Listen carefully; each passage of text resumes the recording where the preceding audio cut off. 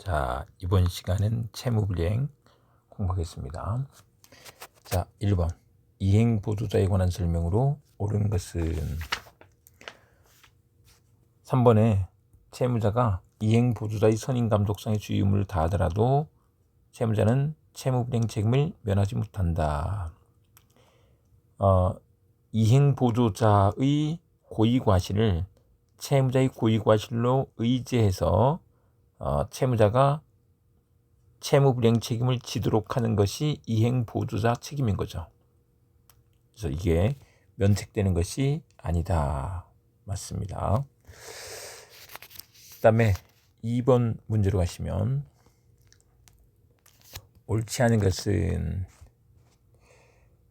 1번에 이행보조자는 채권관계의 당사자가 아니므로 채무불이행 책임을 지지 않으며 이행보조자가 채무자는 아니니까 채무불이행 책임을 지는 건 아니죠. 그러나 불법행위 책임을 질 수는 있다. 없다. 그래서 틀렸다.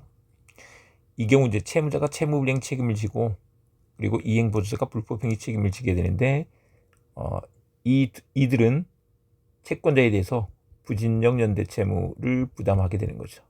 부진정 연대채무 전부 급부모를 부담한다. 이렇게 될 것입니다.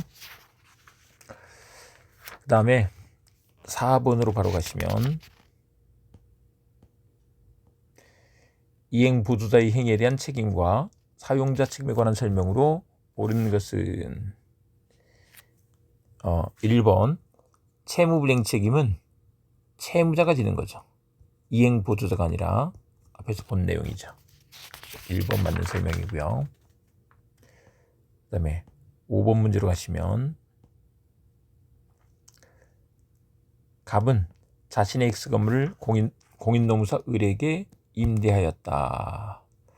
을이 X건물에서 사무소를 운영하고 있던 중 을의 사무직원 병에서 을이 임차인 사무직원 병의 과실로 X건물이 화재로 멸실되었다. 이에 관한 설명으로 옳지 않은 것은 이때 4번에 갑은 을과 병에 대하여 손해배상 전부의 이행을 청구할 수 있다.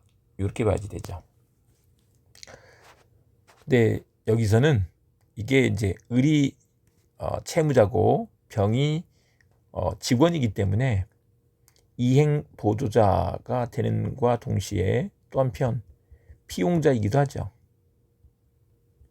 그래서 공인노무사 을은 채무불이행 책임과 그리고 사용자 책임 다 지는 거예요. 그리고 한편 그 직원도 이 손해배상 책임을 지는 거죠. 그들은 부진정 연대 책임을 부담한다. 그래서 부진정 연대가 되는 것이기 때문에 연대자가 들어가면 전부 이행 청구할 수 있다. 이렇게 되는 거죠. 되고 그 다음에 6번 문제로 가시면 이행지체 책임의 발생 시기에 관한 설명으로 옳지 않은 것은 3번에 불확정기한 부채무의 경우 기한 도래 사실의 인식 여부를 불문하고 기한이 객관적으로 도래한 때로부터 지체 책임을 진다. 불확정기한 부채무는 이게 기한이 도래함을 안 때로부터 인식 여부를 불문하고 그러면 틀리죠. 그래서 이 불확정 기한에서는 기한이 도래함을 안 때로부터 지체 책임을 진다는 것이다. 예, 물론 우리 판례는 좀 더 정확하게 다음 날부터 지체 책임을 진다 이렇게 쓰기도 합니다. 시험에서는 안 때로부터로 나와도 맞고 다음 날부터도 맞는 설명이 됩니다. 자, 7번 문제로 가시면 민법상 채무의 종류에 따라 이행지체 책임의 발생 시기가 잘못 연결된 것을 모두 고른 것은 일단 정답으로 보자면 동시행 관계는 쌍방의 채무, 쌍방의 이행 제공 없이 쌍방 채무의 이행기가 도래한 때는 이행지체가 안 되죠. 이게 동시 이행의 항변권이 있게 되면 이행지체 저지효가 생겨요. 동시 이행의 항변권이 위법성 조각 사유가 되기 때문에 이행치가 안 되는 거죠. 네, 그런 의미에서 봐두면 됩니다. 동시 이행의 항변권 측면에서 보자면 이 동시행 향변권이 존재하기만 하면 이행지체가 되지 않고 상계할 수 없다. 이렇게 되죠. 그래서 이행지체 저지요, 상계 금지요. 이렇게 좀 알아두시면 되겠고, 8번에 채무자의 이행지체 책임 발생 시기로 옳은 것을 모두 고른 것은 기억분의 불확정기한 채무의 경우에는 기한이 도래함을 안 때부터, 그리고 부당이득 반환 채무는 수익자가 이행 청구를 한 때로 받은 때부터인데, 이 부당이득 반환 채무는 기한 없는 채무이기 때문에 그래요. 기한 없는 채무에서는 이행 청구를 받은 때부터 이렇게 되죠.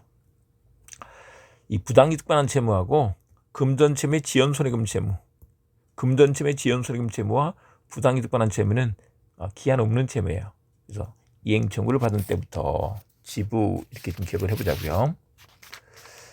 자, 그 다음에 9번으로 가시면 옳지 않은 것은 4번에 보시면 동시행 관계에 있는 자신의 채무를 이행하기 위해서 상대방의 협력이 필요한 경우 언제든지 현실로 이행할 수 있는 준비를 완료하였다면 수령의 채고 없이도 상대방의 채무 불이행 우려로 계약을 해지할 수 있다. 상대방이 협력이 필요한 채무에서는 이게 이 수령의 채고가 있어야지 되죠. 그래서 구두 제공이라도 해야지 되는 것이다. 그래서 먼저 준비해서 구두 제공을 해야 돼. 이게 구두 제공이 되는 것입니다. 그래야 이행치가 돼서 나중에 계약 해지할 수 있다. 이렇게 되는 것입니다. 그 다음에 10번 가시면 옳은 것은 3번에 보시면 기한 없는 채무의 경우 이행의 채고를 받은 날의 다음 날부터 이행 청구를 받은 날부터 라고 되는데 다음 날부터 이렇게 돼 있죠. 맞는 설명이 되겠습니다. 그 다음에 11번 옳지 않은 것은 민법 제391조에서의 이행보조자로서의 피용자는 채무자의 지시 감독을 받는 관계에 있어야 되는 것이 아니고 의사 관여가 있으면 된다. 이렇게 표현하죠. 그래서 지시 감독까지 필요한 것은 아니다. 지시 감독은 우리 사용자 책임이 성립할 때 사용 관계는 지시 감독 관계가 있어야지 되는 거죠. 자, 이렇게 해두시고 바로 13번으로 가시면 옳은 것은 했는데요. 이번에 당사자가 불확정한 사실이 발생한 때를 이행기한으로 정한 경우에는 그 사실이 발생한 때는 물론 그 사실 발생이 불가능하게 된 때도 기한은 도래한 것으로 보아야 한다. 2번 맞는 설명이 되겠습니다. 그 다음에 14번 가시면 옳은 것은인데 5번에 채무자의 채무불이행 책임과 그 이행보조자의 불법행위 책임이 모두 성립하는 경우 양자는 부진적 연대 채무관계에 있다. 앞에서 쭉 말씀드렸던 것들이죠.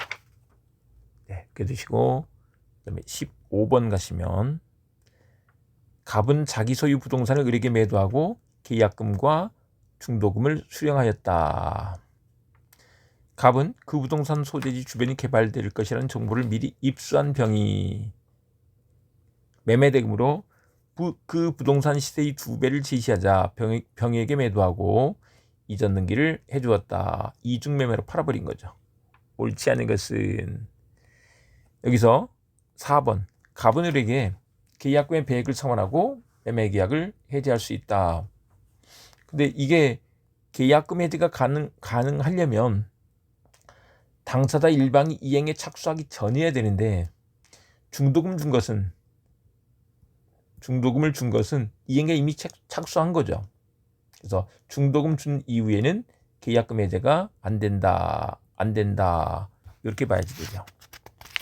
그래서 4번 정답 이렇게 되겠고, 그 다음에 16번 옳은 것은 했는데 5번에 이행불능으로 인한 전보배상의 기준은 이행불능에서 이행불능 당시 목적물의 시가에 의하지만 그 목적물의 시가가 등기한 경우 가격이 올랐을 때 채무자가 이를 알았거나 알 수 있었던 경우에 한하여 특별손해로서 배상 범위에 포함된다. 가격 등기한 것은 특별손해예요. 특별손해는 근데 알았거나 알 수 있었어야 돼. 이게 예견 가능성이 되죠. 예견 가능성이 있을 때 배상 범위에 포함된다는 것이다. 자, 17번. 불능에 관해서 옳지 않은 것은인데 5번 보시면 대상을 발생시키는 매매 목적물의 후발적 불능에 대하여 매도인의 귀책 사유가 존재하는 경우 매수인은 대상 청구권을 행사하지 못한다. 이게 매도인의 귀책 사유가 있든 없든 따지지 않죠. 존재하는 경우에 대상 청구권을 행사하지 못한다. 네, 그래서 5번 정답 이렇게 되겠습니다. 그 다음에 19번 가시면 옳지 않은 것은 4번에 채무자의 과실로 이행불능이 된 경우 채권자가 계약을 해지하기 위해서는 채무자에게 상당한 기간을 정하여 이행을 최고해야 한다. 이행불능이 됐을 때 이때 최고가 의미가 없죠. 최고 제이스라고 했습니다. 최고 제이스. 최고는 이행지체처럼 이행이 가능할 때 빨리 달라고 독촉하는 거예요. 독촉하고도 안 주면 계약을 해지할 수 있게 되죠. 그게 이행지체일 때. 근데 이행불능에서는 최고가 의미가 없잖아요. 지공하는 것도 의미가 없죠. 이행기까지 기다릴 필요도 없는 거죠. 네, 그래서 4번 정답 이렇게 되겠고요. 여기까지 하시면 되겠고 다음 시간에 손해배상 가도록 하겠습니다.